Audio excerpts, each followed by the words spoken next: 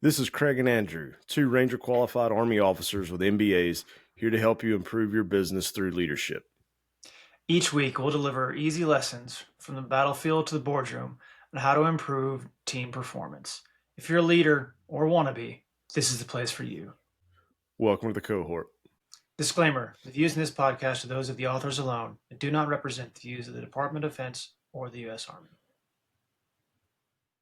I'm Andrew Parton, part of the command post cohort with my partner in crime, who's actually here tonight, Craig Oglesby, and my partner in crime for this podcast, Jeremy, who's a part of the Startup Anthology.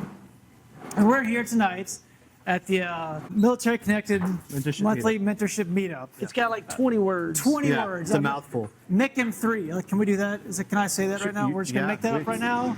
MCM3, that's what we're going to do. So we got to thank our sponsors tonight, IVMF, Capital Factory, JP Morgan Chase, Combined Arms, Texas Veterans Network. And then for those here in Austin, this man needs no introduction. For everyone out in the virtual space, we have Joseph Kopser, pillar here in the Austin startup community and the veteran community. West Point alum, I'm sorry to say. 20-year veteran of the Army, though. And finished up his tour here at UT Austin as a professor of military science. So ended up sticking around, founder of Ride Scouts, and then a serial entrepreneur kind of after that. So it's going to be a really good conversation. I'm excited about it. Joseph, why don't you start us off here by telling us kind of your journey before Jeremy hits you with some questions. Absolutely. So first of all, am I on? Okay, I'm on here. So they have this really cool link that this is live, not just live here in this room, but this is live on YouTube. Live on YouTube and across different platforms. So if you're able to share, how do we share this with them that they can share with their networks? I shared it. Talk to Craig. Yeah, talk to Craig. We gave him the link to it, and I shared on LinkedIn. So if you come to LinkedIn, my website, or the other way to do it, if you're on X or Twitter, or formerly known as Twitter, now known as X, soon to be non-X, who knows what the name is. I just tweeted it, I think, X'd it. Just now. So if you're on that platform, feel free to share it with friends, because the most important thing of any of these conversations is for us to share it. I'm a big believer, to answer your question of how I got to now, because that was what you asked me. I was paying attention, even though I was sharing the live stream, is that people will be what they can see. People will be what they can see, and especially in the military and veteran community, it's more important than perhaps, I'm sure there's other groups similar, but we are especially called, if that's the right word, to make sure that we are role modeling for each other, because we're such a small part of the U.S. population. And not only are we, as the military connected community, a small portion of the community, we're also literally and figuratively siloed and separated many times, oftentimes by a fence or a security guard or an ID card or a badge from the rest of society. So on a night like tonight, again, thanks to all the sponsors and everybody who put this together, and we have a chance to tell our story, and others might have a chance to hear it and go, oh, wait a minute, I think I might be able to do that. The only way we're going to reach more folks is if you share. So hopefully, hi Patty, hopefully you are able to share that link. And if not, when you get back to wherever you're going to end up tonight, it'll be posted, it'll be evergreen, right? Yeah, it'll be your evergreen. Podcast. It'll be on Startup Anthology podcast, Command Post Cohort podcast, and then forever on the Capital Factory live stream. 2 podcasts and a live stream on Capital Factory. Perfect. So I'll just summarize my journey real quick. With my product placement of fellow veteran entrepreneurs, Austin Beer Works, Michael McGovern, great beer here in the Austin community. There's also several others that we'll talk about tonight. But my journey is similar and not similar to many of you all. It's similar in the sense that, look, I didn't know what I wanted to be when I was a kid, other than the fact I want to be an astronaut. I want to go into space. So I figured out early on I got to know computers, I got to know math, and I got into all that. And luckily, as a nerd, I got good enough at that they let me into West Point. Then at West Point, I really went full nerd, went into aerospace engineering. But then when I graduated, I thought, but I love leadership and I love people even more than crunching numbers all day. I still love numbers, but I love working in teams more. So that led me into the cavalry and a fabulous 20 years in the Army. Yeah, 20 years in the Army, and I loved it. But every time I got a boss who figured out that I could walk and chew gum at the same time, AKA I could work on a computer, I kept getting pulled up into the headquarters. Wow. Which was a great rinse and repeat for what would later serve me well in life, which is I'd have command time, I'd have leadership and troop time, and then I'd have headquarters time. And if you've ever served in a headquarters, you realize really fast how hard it is what you're doing. Because I know we're live, but Politics? so we have a simpler term even in the junior Army, which is those assholes up at squad. Remember? Yeah. And then at squad, they're like, those jerks at platoon have no idea what they're doing. And they're like, those idiots at company. And every level up think that the headquarters above them doesn't know what they're doing until you're in those headquarters, and then you realize, holy crap, this stuff is hard. It's actually hard. It's really hard. It takes leadership, and it takes strategy. It takes a lot of things that people don't appreciate enough. So then my Army career, as you mentioned, was here at the University of Texas running the Army ROTC almost 15 years ago. But what I don't talk about enough is right before that, I was in the office of the Army Chief of Staff, the 4-star general that runs the whole Army. And I got to be a special assistant for him. And that's when I saw how hard the problems really are for the big Army. And when I moved to Austin, moved to Texas again, I'd moved here in 94, in and out through the Army. But when I moved here, I was like, wait, Texas, specifically even Central Texas, has a lot of the ingredients that can fix many of the problems, not fix, help improve many of the problems that the Army had. So I had a front row seat. And when I mean front row seat, I mean literally like in this room, almost in this chair. And by the way, thanks for giving me the little kid chair. You guys get to be higher up and look tall. It's the chair of honor. Yeah, well, chair of honor. Yeah. Yeah. I watched Zoom when I was a little kid. But anyway, that's actually the show Zoom. But what that gave me was a front row seat to watch this innovation community come. That just fed the beast of my entrepreneurial spirit. The first company here was with my brother from another mother, Craig Cummings. We built a company called Ride Scout to help you get around cities better. It's just been a lot of fun. So I'll be quiet now because I want to get into your questions. Well, that's where I wanted to start is with Ride Scout, because you were still in the Army when you founded Ride Scout. You're in the Army, a professor, Right. and a founder all at the same time. What was that like? Well, it was hard. But at the end of the day, if you're going to start a company, start trying to fix the problem that means a lot to you. If you're working on something you believe in and that you're passionate about, it's hard, but it's not really work. And what I mean by this is simple. So I, along with many in this room, spent a couple of trips in Iraq, Afghanistan for others, but for me it was Iraq. And I had just gotten back from a tour. I'd come back in Christmas of 2007. By 2008, I got pulled up into another headquarters. And by 2009, I was getting pulled into the Pentagon.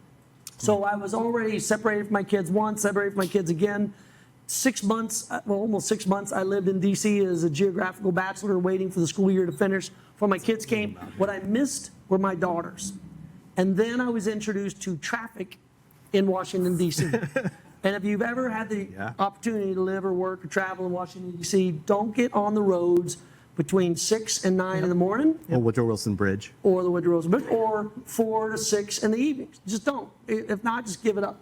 So what I wanted, not was to build a company. What I wanted was not to make money. What I wanted was more time at the breakfast room table with my daughters. That makes sense. Full stop. Because I'd sit there, my kids were elementary, middle, and high school at the time. And I would have to stare at the clock in the breakfast room, the little back patio we had, and wait till I got to like 8:17, 8:18, 8:19, because I knew I had to leave by like 8:20 if I was going to make it to the Pentagon on time by 9, because that's generally when the 23 bus, A or C, depending on which one. If you lived on Glebe Road in North Arlington, you know what I'm talking about. And I'd race to that bus. Some days I'd catch it, some days I'd miss it, but the days that I missed it, I'd be standing there in uniform, 5 miles from the Pentagon. I'd watch Pentagon stickers on cars passed right by me, and I said, you've got to be kidding me. There's got to be a way to signal to these people, clearly the uniform's not enough, that I'm going to the same place they are. So why can't I build an app that will find people going my way? And so nights and weekends, I do my Army job, come home at night from the Pentagon, and like start trying to, it wasn't Google so much back then, it was Ask Jeeves. Oh, yeah. Am I dating myself? Yeah. Yeah, ask Jeeves. And I'd be sitting there trying to figure out how transportation works, how systems work. Because again, I'm an aerospace engineer, but I'm a little rusty. So nights and weekends is how we started Ride Scout, built it. Took forever to do, took 2-3 years. A lot of people, a lot of smart folks, but slowly over time. But to your audience and for those interested in entrepreneurship and startups, to your point, the startup anthology, is I didn't set out to build a company. I set out to fix a problem. Gotcha. And if you use that as your North Star, maybe you could turn it into a company. If you're just trying to build the best left-handed football bat the world has ever had, that's a hobby. Yeah, okay. I think, unless there's a great demand for left-handed football bats out here in the audience, I don't know. But it's what a lot of people have a hard time distinguishing between is a hobby and a problem. And for me, the problem was spending more time with my daughters and less time in traffic and missing the bus. And that was the origin story of Ride Scout. Okay. Well, also while you're doing that, you came here to Austin. You were a professor of what was it? Yeah, military leadership? science. I ran the ROTC. And you were still in the Army, and then you also did Ride Scout, but you said you didn't have much business knowledge at the time, and so you went to Dr. Butler. Yeah, Dr. Johnny Butler. If anybody's had a chance to meet Dr. Johnny Butler, I'll look in the camera and thank him again. Dr. Johnny Butler. So here's what happened. So I had this idea while I was still at the Pentagon, but I didn't really think it could become a company until, again, my now was co-founder, Craig Cummings, overheard what I was talking about building. And he said, wait a minute, that's just not a problem you can use to fix your own problem. We can turn that into a company. And I said, what the hell do I know about building a company? I'm in the Army. And so he said, when you get to Austin, because I was moving, it was my going away party, when you get down there, find somebody that can help you understand how to build a company. I'll help from a distance. He was in D.C. So what do? As any cavalry scout, I just went in search of somebody to help me fix my problem. So I went to the business school at the University of Texas, looked up the directory, found Dr. Johnny Butler, who was not only a professor of entrepreneurship and business, but he was a Vietnam veteran. Again, trying to find those like communities, trying to find my tribe. And I explained to him, I was like, look, I got this idea for a company. I don't know if it'll work. I don't speak business, never went to an MBA program, but I think we're on to something. And he said, so you want to audit my class? And I said, oh, no, I'm not even going to read the textbooks. I'm just going to literally sit in the back of your class with my laptop, and I'm going to listen to you all talk about business. And when I don't know what something is, by then I was going to Google. I'd go to Google and research the terms and figure out what it was. And then before I knew it, I realized, wait a minute. Business is not different than the military other than from the perspective of leadership, which you focus on. The concept of leadership is universal. What's different, and what I want hopefully all the viewers and listeners, everybody here tonight to remember is, it's just the vocabulary. It's just the language. It's just how you frame the discussion. Because at the end of the day, whether you're trying to charge and take the hill, you're trying to convince people to do something they wouldn't normally do, like get out of a safe foxhole and charge up that hill. And in business, you're asking people to open up that wallet, take out their money, and do something they haven't yet done before. And in many ways, leadership is sales.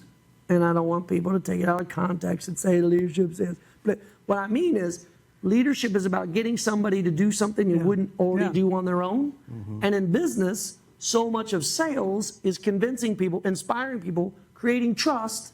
Those terms all probably sound familiar with leadership, are very similar in sales and in business. And that's the hardest thing I think a lot of vets have, leaving the military, jumping in going, oh man, I don't think I can do business. Like if you've led more than one person for more than one field problem for more than one day in your military career, you're ready for business. Yeah, that's definitely true, because being in the military and then coming to work at a startup here, it was very, very similar in the cohort, the team, the like these were my people, right? Not in the corporate world, but in this like small,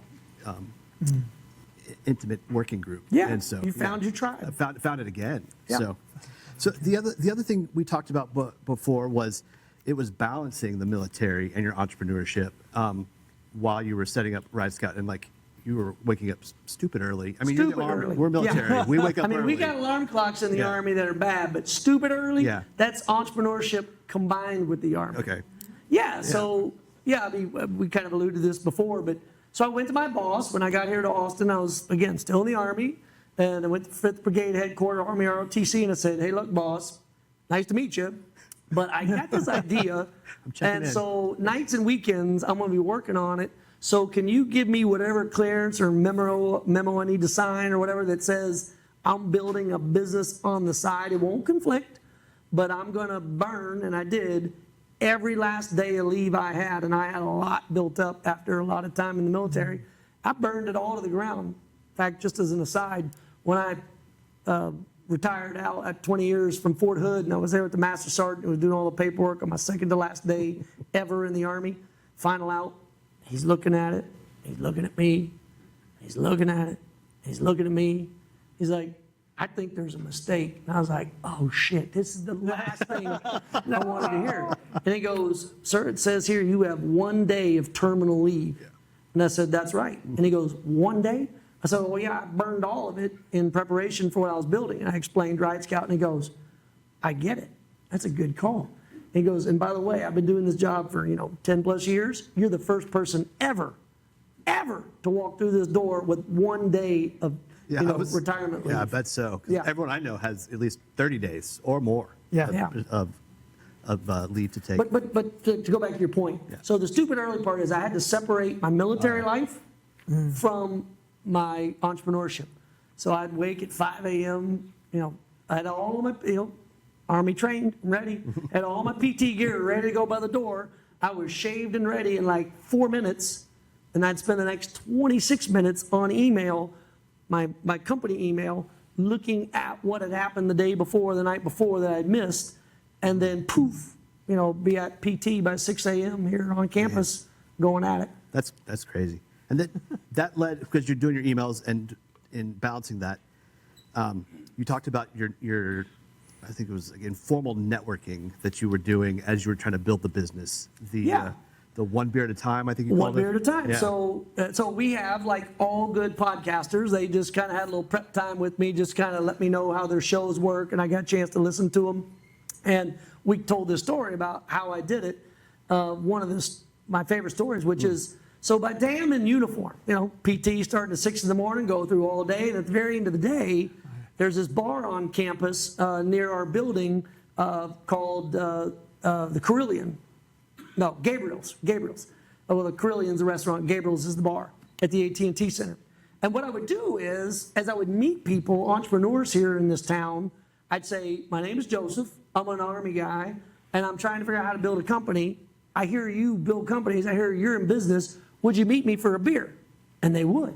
But here's the cool part, or the hard part, however you want to look at it. So I'd be in uniform at 4:30, 5:30, 6, whatever time I got off, and I'd run downstairs as fast as I could, go out to my car, grab my civilian clothes, go right back into the building, find the first floor bathroom, go into a stall, hang the hook, do my Superman routine as fast as I could, change it, and then have my boots, pulling off my socks, whatever, putting on business attire, which is nothing more than literally this, boots, blue jeans, and a baseball cap. I've always worn a hat.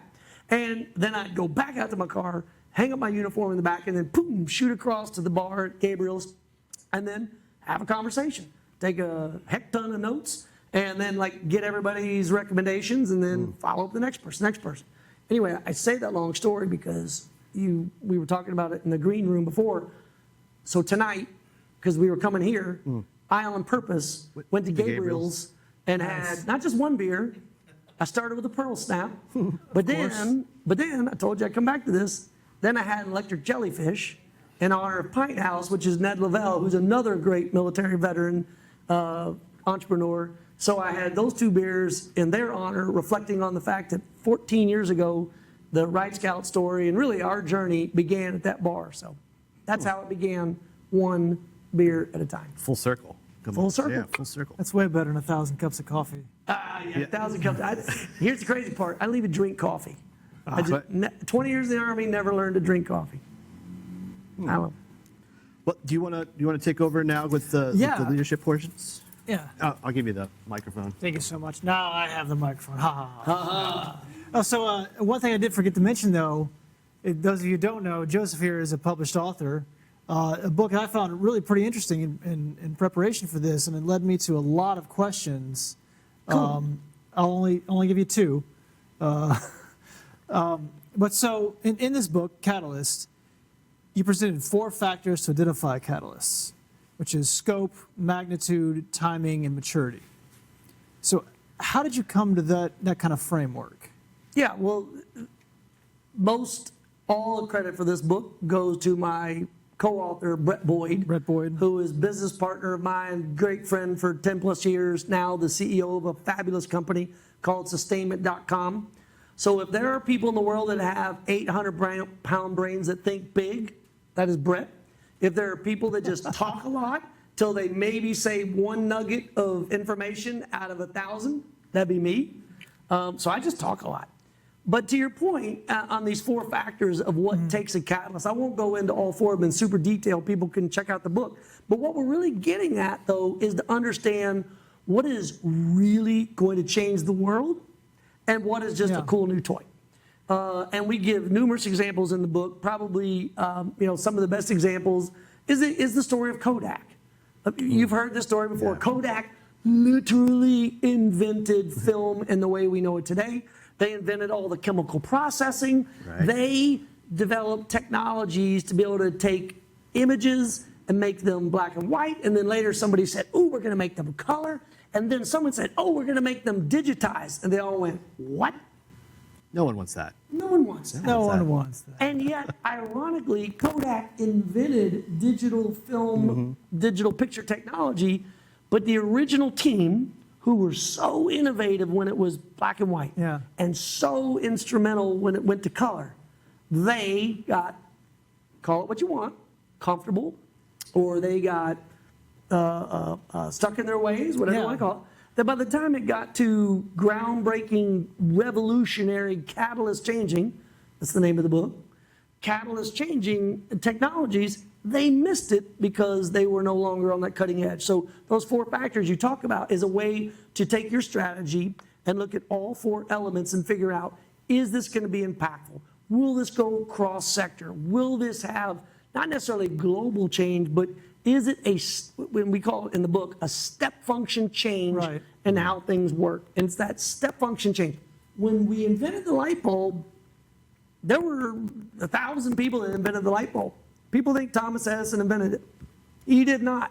What Thomas Edison invented was a step function change because he took the technologies of a lot of other people, probably didn't attribute where he should have, but he was able to make a light bulb that lasted for hours and hours and days on end, which was a step function technology change. And that's what Catalyst talks about. And the reason why in the book, and thank you for bringing it up, that we think it's important is too many companies are in their lane and they're not paying attention to the catalyst-like effects left and right of them that are going to knock them off their tilt. Well, so I guess that leads into the next question, really, which is, so how do we, as entrepreneurs, right, we're kind of geared in that mindset anyway. How do we guard against that in the long run, right? And use this to help identify those things and sell to those people that are going to need this, right? How do we convince people that, hey, if we take part of your light bulb and part of your light bulb and put this together, everybody's going to need this new thing? Yeah.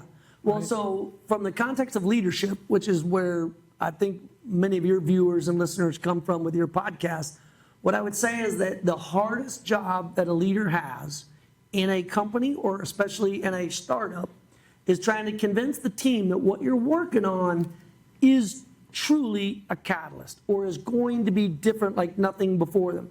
Because if you're just going to replicate what somebody has already done, it's really hard to break out and do something different. Right. So to your point, though, your question is, how do you protect yourself? One of the things you do to protect yourself is to create a moat around you that nobody else can quite do. You have to create a moat, and a moat can come in a lot of different ways. In fact, I was talking to a young entrepreneur today, right, at Gabriel's, one beer at a time, before coming over here, and I'll get back to, remind me to talk about that in a minute, 15 minutes with him. But he has this really great idea for a cool new leasing program. It's called Big Lease. Check it out. And what they're trying to do is make it easier for people to sign leases on college campuses where the churn is literally by design. Every semester, there are 40, 50,000 people getting new apartments. That's hard to do.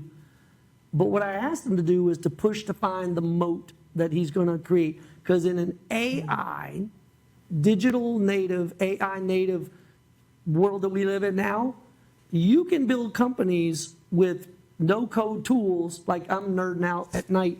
So if you go by my house and the light in the center middle of the house is on, from like coding 8 to 9 to 10, 11, that's me coding, trying to figure out how to take all these tools and stitch them together.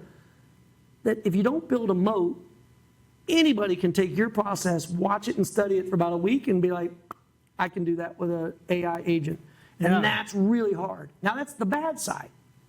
On the good side, Here we go. if you've got an idea, and if you can just discipline yourself nights and weekends to, outside of your day job, but nights and weekends to study all these new AI agents and these no-code solutions. I'm not getting paid by them, but my favorite is N8N, November 8, November.io. And there's this guy, Nate Herk, Herk. This guy's amazing. He does these tutorials and he just gives out all these templates he's building, because that's the good and the bad of no-code solutions and building these new companies. If you're digital first, and we got a whole article about this on our Gray Line website if you go there. If you're digital first and AI native, you don't even need a whole army of developers behind you. Now, you will need smart people who know how to design, and you will need a few people that can code, but you're not going to need anywhere near the number of people that companies like we needed 15 years ago. Right. Okay. Second question. In the book, again, you said leaders have a threefold challenge. So one is to identify the transformation, calibrate the correct response, and then implement the strategy inherent in that response. Right. So can you unpack those three things a little bit for me? So or perhaps differently than unpacking them, I'll tell another story. I love it. Because people are going to remember stories, they're going to remember the impactful changes of those three elements. By the way, thank you for reading the book. But here's an example of all three of those coming together and doing it wrong. So Xerox. Everybody's heard of Xerox. They make paper copy machines, right? Okay, sure. Xerox, I think it was Rochester, New York, but they were headquartered in New York. And they're making copy machines, mimeographic machines. They're a paper company. And then one of their young engineers, figuring out all these different ways that these copy machines can do cool things, he's like, I think just as we're copying information from a piece of paper through these digits, through these, cathode ray tubes, and then boing, sticking on the other piece of paper, I wonder if we can build a device using these things called computers that they got, and we build a personal computer. And so sure enough, Xerox tried to build it, but it got to be too hard. Couldn't do it. And then finally the CEO, remember talking about the vision and the transformational leadership, the CEO goes, holy cow, these engineers might be onto something. So they sent them, he said, I'm going to do a special mission. Kind of like with Army Futures Command, how the Pentagon sent Army Futures Command here to Army to get them outside the Beltway. Yep. The people at Xerox said, we're going to send you way out west to this place called Palo Alto. Right. And I want you to make that. this thing, Never heard of that. I want you to make the Palo Alto Research Center. And Xerox called it PARC, P-A-C-R, P-A, I was told there'd be no spelling. P-A-R-C. You brought on the spelling. I know. Yeah. Sabotage myself. So they build the PARC Center. And that attracts every smart person in the region. And there's a huge defense innovation scene already out there. People don't talk about it enough. NASA Ames Research Center and the whole deal. But they started to find people who said, wait a minute, this idea of this magical box that could sit on my desk. It could take that information there, put it through digits, and then it comes out over there and personalize it. You're onto something. So the CEO and all these people got super excited. They built a little thing called a keyboard. They built a little thing called a display, which, by the way, if you're really a computer nerd in history, go back and look at the monitor for the first computer. Anybody here in the audience know what was neat about that monitor? It was portrait, not landscape. Do you know why? Because a piece of paper is portrait. They made their monitor look like a piece of paper. You got that for free. So anyway, so they take this box, this personal computer, all the way out to their board meeting. I think it was in Florida. And a wonderful story told by Walter Isaacson in the book The Innovators, you got to check out, tells this story. And so you can just imagine, big U-shaped table in this big conference room, all these executives, a bunch of old white dudes, all sitting around this table in the late 60s, early 70s, I guess. And out comes this little engineer, like wheeling this little cart. You can hear the wheels squeaking, right? He's got this personal computer, first one of its kind ever in the world.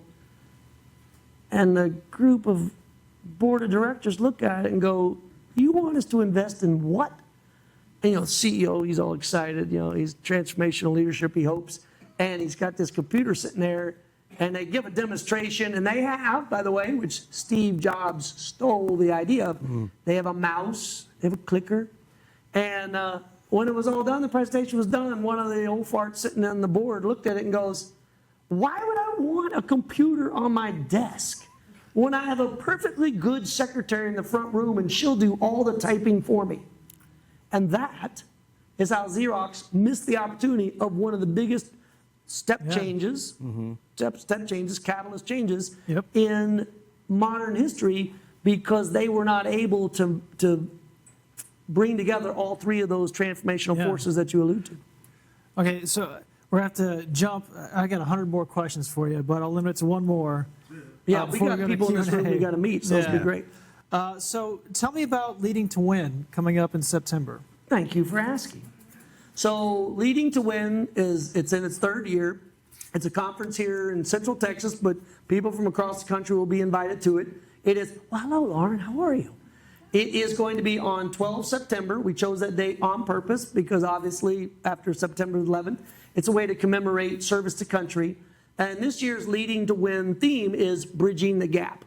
Because even though our previous conferences were fantastic, this year we want to take it to a new level. And Bridging the Gap is going to seek out to do a couple of things. Number one, it's going to bridge the gap between the military and veteran community with our civilian counterparts. And one of the best ways we're going to do it, fingers crossed, I don't want to jinx anything going on at 3 Corps in Fort Cavazos, Fort Hood, but it looks like we're going to have several combat vehicles, 6+ vehicles, a bunch of helicopters, Chinook, Black Hawk, Apache, because we're going to literally put them in the parking lot, maybe at Dell Diamond. I mean, I'm just going to say it and make that momentum build. There we go. Make the momentum build so that the American public, so that the great American public can come out and see soldiers and see this equipment. And then simultaneously, inside of Dell Diamond, in their conference room center and all throughout their facilities, we're going to not only have a military and veteran audience of hopefully 300+ people, the biggest we've ever done, I mean, that Central Texas has ever done. And we're going to bridge the gap between other problems that we see. Number one, my father-in-law, Vietnam-era helicopter pilot, badass. But that generation, many of them are VFW and American Legion members, and they're loyal and they're active, have not done anything, not all, many of them have not done anything yet with Team Red, White, and Blue, and Team Rubicon, and the Travis Manion Foundation, and so many Iraq and Afghanistan veterans. So we're going to get them all in the room in a workshop. Not panels, not speakers. We're going to get them in a room with a facilitator and a whiteboard and a big old giant magic marker, and we're going to say, how do we bridge the gap between these communities? Another great one that I'm looking forward to for Leading to Win on 12 September, hopefully out at Dell Diamond, is going to be a workshop with all of the amazing groups that focus on helping veterans transition from the military into their first job. Federal government has sources and resources. State has them. Private sector has them. Nonprofits have them. We have so many groups helping that problem, but I want to get them. We hope to get them all in one room at the same time on a whiteboard in the room, meet each other and say, how do we do better? Because there's still work to be done. We still have so many things. And that's just 2 of the 9 workshops that I kind of mentioned, including, like I say, the outdoor display of the military vehicles. The night before, there's an Old Dominion concert here at Moody Center. Their proceeds go to benefit the Travis Mandian Foundation. The American Legion Post 76, right down here on Lady Bird Lake, is having a huge reception out on their front lawn. It's going to be gorgeous on September 11th, that Thursday evening. We got the Dell Diamond Field, the Round Rock Express plays that night, Friday night. Texas football on Saturday, and then Sunday morning is the 9/11 Memorial Run at Camp Mabry. Huge weekend. Put it on your calendars now. It'll be fun. Yeah, let's get it started. There you go. Sounds outstanding. Woohoo! Okay, so we got anybody? We're gonna start a little Q&A from the audience now. If you got questions for the great Joseph Kopser. As always, take these lessons, use them, and spread them. Everyone is welcome in the cohort. Be sure to like, follow, and subscribe for more, and drop us a line at commandpostcohort.com to request a specific topic. We'll see you next time on the cohort.